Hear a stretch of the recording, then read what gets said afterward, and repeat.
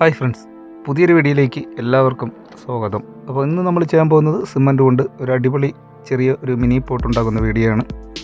അപ്പം എന്തായാലും ഇത് വളരെ സിമ്പിളായിട്ട് തന്നെ എല്ലാവർക്കും ഉണ്ടാക്കാൻ പറ്റും. അപ്പോൾ നേരെ നമുക്ക് വീഡിയോയിലേക്ക് തന്നെ പോകും. അപ്പോൾ അതിനുവേണ്ടി ആദ്യം ഞാൻ ഇവിടെ എടുത്തേക്കുന്നത് ഒരു പ്ലാസ്റ്റിക് ബോട്ടിലും പിന്നെ ഒരു കട്ടിയുള്ള നല്ലൊരു പേപ്പറും.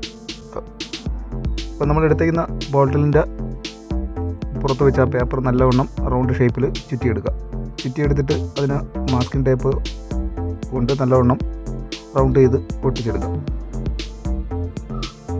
അപ്പോൾ നല്ല കട്ടിയുള്ള ലാമിനേഷൻ പേപ്പറാണ് ഞാൻ ഇവിടെ എടുത്തേക്കുന്നത്.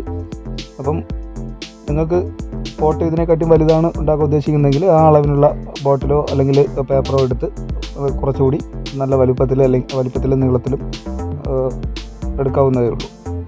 അപ്പോൾ നമ്മൾ ബോട്ടിലിൻ്റെ പുറത്ത് പേപ്പർ ചുറ്റി അതിനെ മൊത്തം ടേപ്പ് കൊണ്ട് ഒട്ടിച്ച് മാസ്കിംഗ് ടേപ്പോ അല്ലെങ്കിൽ സെല്ലോ ടേപ്പോ കൊണ്ട് നല്ലോണം ഗ്യാപ്പൊന്നും ഇല്ലാത്ത രീതിയിൽ ഒട്ടിച്ചെടുത്തിട്ട് നമുക്കതിന് ബോട്ടിലിൽ നിന്ന് പേപ്പർ ഒന്ന് ഇളക്കിയെടുക്കണം.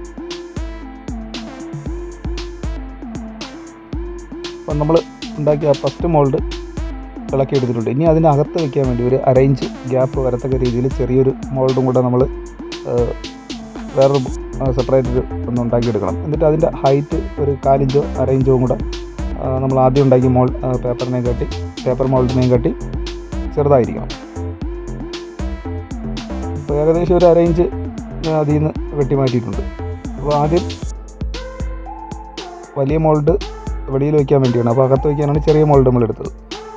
അപ്പോൾ ചെറിയ മോൾഡിനകത്ത് കറക്റ്റ് ആ സെൻറ്റർ ഭാഗത്ത് കുറച്ച് മണ്ണോ എന്തെങ്കിലും നല്ലോണം നിറച്ച് കൊടുക്കുക. അപ്പോൾ നിറച്ച് കൊടുത്തിട്ട് ഇനി അടുത്ത് നമുക്ക് ചെയ്യാനുള്ളതെന്ന് പറഞ്ഞാൽ നമ്മളുണ്ടാക്കിയ വലിയ മോൾഡ് എടുത്ത് കറക്റ്റ് സെൻറ്റർ ഭാഗം നോക്കി അതിൻ്റെ ചുറ്റാതെ സിമൻറ്റ് കനം വരത്തക്ക രീതി എല്ലാ സൈഡും ഒരേ കണക്ക് വരത്തക്ക രീതിയിൽ നമ്മൾ സെൻറ്റർ ഭാഗത്ത് എടുത്ത് വെച്ചിട്ടുണ്ട്. എന്നിട്ട് അതിൻ്റെ മൂട് ഭാഗത്ത് കുറച്ച് നല്ല ഉണങ്ങിയ മണലും കൂടെ നല്ലവണ്ണം തട്ടി കൊടുക്കുക.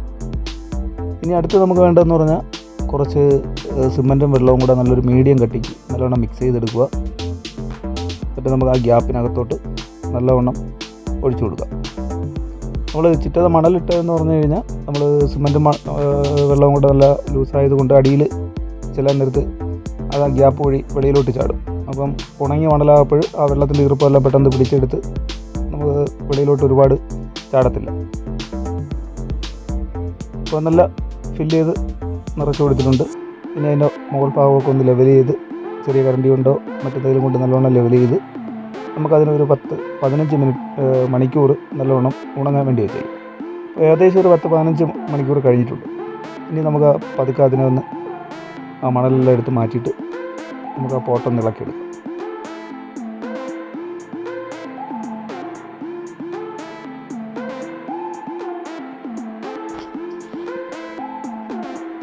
പലകയിൽ ചെറുതായിട്ടൊന്ന് തട്ടിക്കൊടുത്ത് സുഖമായിട്ട് ഇളക്കിയെടുക്കുക. അപ്പോൾ അടി സൈഡൊന്നും വേറെ കുഴപ്പമൊന്നുമില്ല. ഗ്യാപ്പ് വഴിയൊന്നും സിമൻറ്റ് വെളിയിലോട്ടൊന്നും ഒരുപാട് ചാടിയിട്ടൊന്നുമില്ല. ഇനി അടുത്ത് നമുക്ക് ചെയ്യാനുള്ളതെന്ന് പറഞ്ഞാൽ ആ പുറത്ത് ചുറ്റിയിരിക്കുന്ന പേപ്പറെല്ലാം ഒന്ന് ഇളക്കി മാറ്റുക. അത് കഴിഞ്ഞിട്ട് ഒരു അരമണിക്കൂർ അല്ലെങ്കിൽ 1 മണിക്കൂർ ഒന്ന് ചെറുതായിട്ടൊന്ന് വെയിലത്ത് വെച്ച് ഒന്ന് ഉണക്കിയെടുക്കുക. എന്നിട്ട് അതിനകത്തുള്ള മണലും കൂടെ നമുക്ക് മാറ്റിക്കളയാം. അത് കഴിഞ്ഞ് 1 മണിക്കൂർ കഴിഞ്ഞതിന് ശേഷം നമുക്കതിന് വെള്ളവും എംബൻ്റെ സാൻഡ് പേപ്പർ ഉപയോഗിച്ച് നല്ലവണ്ണം പുറത്തുള്ള തടുപ്പും പാടൊക്കെ ഉണ്ടെങ്കിൽ അതിനൊന്ന് പേപ്പറും കൂടെ ചെയ്തെടുക്കാം.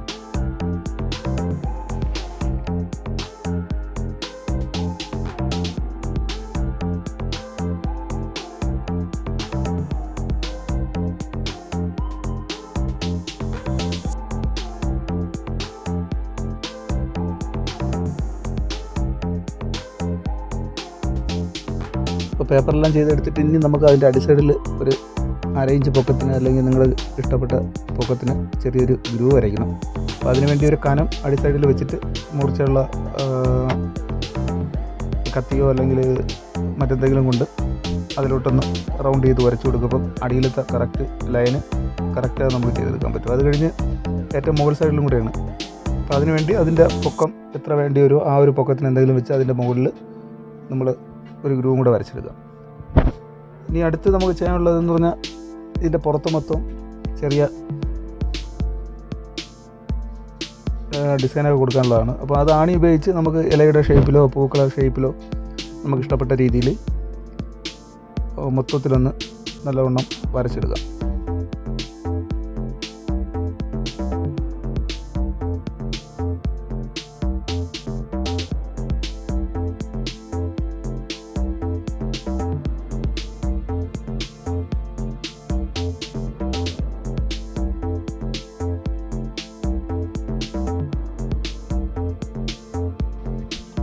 ഇപ്പോൾ ചെറിയ ആണിയോ മുറിച്ചുള്ള എന്തെങ്കിലും വെച്ച് നമ്മൾ വീഡിയോയിൽ കാണുന്ന കണക്ക് തന്നെ ചെറുതായിട്ട് ഇലകളുടെ ഷേപ്പിലോ അല്ലെങ്കിൽ പൂക്കളുടെ ഷേപ്പിലോ നല്ലവണ്ണം വരച്ചെടുക്കാൻ ശ്രമിക്കുക.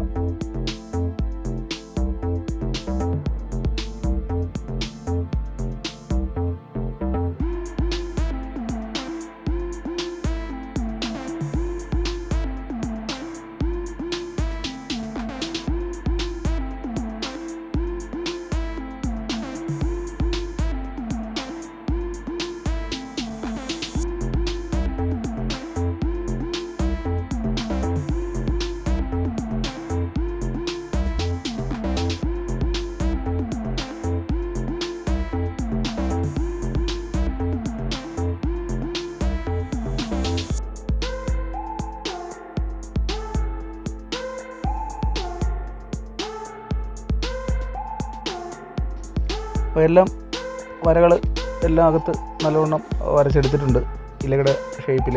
അപ്പം നിങ്ങൾക്ക് ഇഷ്ടപ്പെട്ട രീതിയിൽ നിങ്ങൾ തന്നെ വരച്ചെടുക്കുക. അതെല്ലാം കഴിഞ്ഞിട്ട് നമ്മൾ കളർ കൊടുക്കുക എന്നുള്ളതാണ്.